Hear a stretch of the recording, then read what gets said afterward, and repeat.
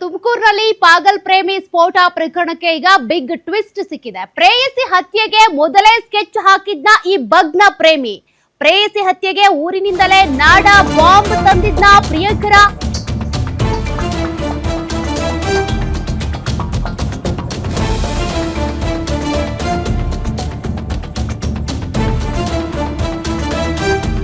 ಪ್ರೇಯಸಿಯನ್ನ ಹತ್ಯೆಗೈಬೇಕು ಅನ್ನುವಂತ ಕಾರಣಕ್ಕೆ ಊರಿನಿಂದಲೇ ನಾಡ ಬಾಂಬ್ ತಂದಿದ್ನ ಈ ಭಗ್ನ ಪ್ರೇಮಿ.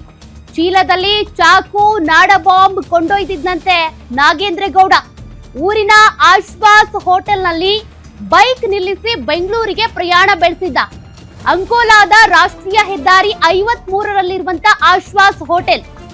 ಬ್ಯಾಗ್ನಲ್ಲಿ ಸ್ಫೋಟಕ ಇಟ್ಟುಕೊಂಡು ಹೋಟೆಲ್ಗೆ ಹೋಗಿ ಊಟ ಪಾರ್ಸಲ್ ತೆಗೆದುಕೊಂಡಿದ್ದ.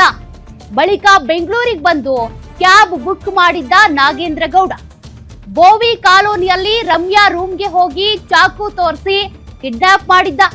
ಸ್ಫೋಟಕ ಊರಿನಿಂದಲೇ ತಂದಿದ್ರಿಂದ ಬಾಂಬ್ ಸ್ಕ್ವಾಡ್ನಿಂದ ತಪಾಸಣೆ. ಸ್ಫೋಟಕ ವಸ್ತುವನ್ನ ಪರಿಚಿತರ ಬಳಿ ಖರೀದಿ ಮಾಡಿರುವ ಸಾಧ್ಯತೆ ಕೂಡ ಇದೆ.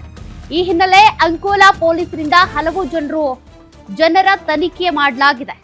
ನೋಡಿ, ಆತನ ಹೋಟೆಲ್ಗೆ ಹೋಗಿ ಊಟ ಪಾರ್ಸಲ್ ತೆಗೆದುಕೊಳ್ತಾ ಇರುವಂತ CCTV ದೃಶ್ಯವನ್ನ ನೀವು ಗಮನಿಸ್ತಾ ಇದ್ದೀರಿ.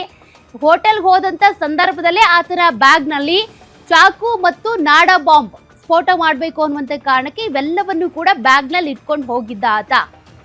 ತದನಂತರದಲ್ಲಿ ಆಶ್ವಾಸ್ ಹೋಟೆಲ್ನಲ್ಲಿ ಊಟ ಪಾರ್ಸಲ್ ತಗೊಳ್ತಾನೆ. ಅಲ್ಲಿಂದ ರಮ್ಯಾ ರೂಮ್ಗೆ ಹೋಗ್ತಾನೆ. ಆಕೆಗೆ ಚಾಕು ತೋರಿಸಿ ಹೆದರಿಸಿ ಬೆದರಿಸಿ ಆಕೆಯನ್ನ ಕಿಡ್ನಾಪ್ ಮಾಡ್ತಾನೆ.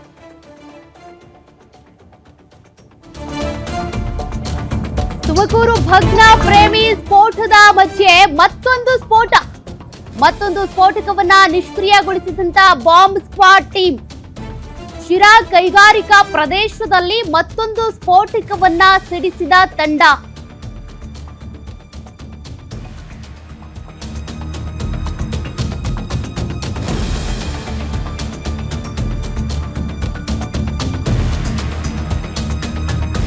ಆ ಸ್ಫೋಟಕದಲ್ಲಿ ಪಟಾಕಿಗೆ ಬಳಸುವಂತ ಮದ್ದು ಇರೋದು ಪತ್ತೆಯಾಗಿದೆ. ಒಂದ್ ವೇಳೆ ಹೈವೇಯಲ್ಲಿ ಸಿಡಿದಿದ್ರೆ ಮತ್ತಷ್ಟು ಸಾವು ನೋವುಗಳು ಸಂಭವಿಸ್ತಾ ಇದ್ವು.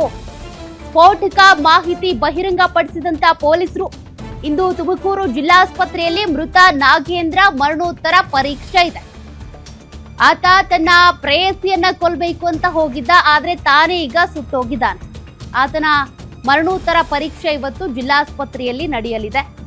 ಮತ್ತೊಂದು ಸ್ಫೋಟಕ ವಿಚಾರ ಏನಪ್ಪಾ ಅಂದ್ರೆ, ಈ ಸ್ಫೋಟ ಏನಿದೆ ಹೈವೇಯಲ್ಲಿ ಏನಾದ್ರೂ ಆಗಿದ್ರೆ ಆ ಸಂದರ್ಭದಲ್ಲಿ ವಾಹನಗಳ ಓಡಾಟ, ಜನದಟ್ಟಣೆ, ಸಂಚಾರ ದಟ್ಟಣೆ ಇರುತ್ತಲ್ಲ, ಹಂಗಾಗಿ ಸಾವು ನೋವುಗಳು ಹೆಚ್ಚಾಗಿ ಸಂಭವಿಸ್ತಾ ಇತ್ತು. ಆ ಸ್ಫೋಟಕದಲ್ಲಿ ಪಟಾಕಿಗೆ ಬಳಸುವಂತ ಮದ್ದಿತ್ತು ಅನ್ನೋದು ಕೂಡ ಪತ್ತೆಯಾಗಿದೆ. ಶಿರಾ ಕೈಗಾರಿಕಾ ಪ್ರದೇಶದಲ್ಲಿ ಆಗಿರುವಂತ ಸ್ಫೋಟ ಇದು. ಹೈವೇಯಲ್ಲಿ ಆಗಿದ್ರೆ ಭಾರಿ ದೊಡ್ಡ ದುರಂತವೇ ಆಗ್ತಾ ಇತ್ತು. ಸದ್ಯ ನಾಗೇಂದ್ರಗೌಡ ಸಾವನ್ನಪ್ಪಿದ್ದು, ಆತನ ಮರಣೋತ್ತರ ಪರೀಕ್ಷೆಗೆ ಅಂತ ಜಿಲ್ಲಾಸ್ಪತ್ರೆಗೆ ಮೃತದೇಹ ರವಾನೆ ಮಾಡಲಾಗಿದೆ. 8 ವರ್ಷದ ಪ್ರೀತಿ ಬ್ರೇಕಪ್ ಆಯ್ತು ಅನ್ನುವಂತ ಕಾರಣಕ್ಕೆ ತನಗ್ ಸಿಗದೆ ಇರೋ ಹುಡುಗಿ ಬೇರೆ ಯಾರಿಗೂ ಸಿಗ್ಬಾರ್ದು ಅಂತೇಳಿ ಆಕೆನ್ ಸಾಯಿಸ್ಬೇಕು ಅಂತ ಹೋಗಿದ್ದ. ಆದ್ರೆ ಕಾರು ಚಾಲಕ ರಮ್ಯಾ ಇಬ್ರು ಪಾರಾಗಿದ್ದು, ಈಗ ಯಾರು ಸಾಯಿಸೋದಕ್ಕೆ ಹೋಗಿದ್ರಲ್ಲ ಪಾಗಲ್ ಪ್ರೇಮಿ ನಾಗೇಂದ್ರಗೌಡ, ಆತನೇ ಸಾವನ್ನಪ್ಪಿದ್ದಾನೆ. ಸದ್ಯ ಇದಕ್ಕೆ ಸಂಬಂಧಪಟ್ಟಂತೆ ಪೊಲೀಸರಿಗೆ ತನಿಖೆಯನ್ನ ಮುಂದುವರಿಸಿದ್ದಾರೆ.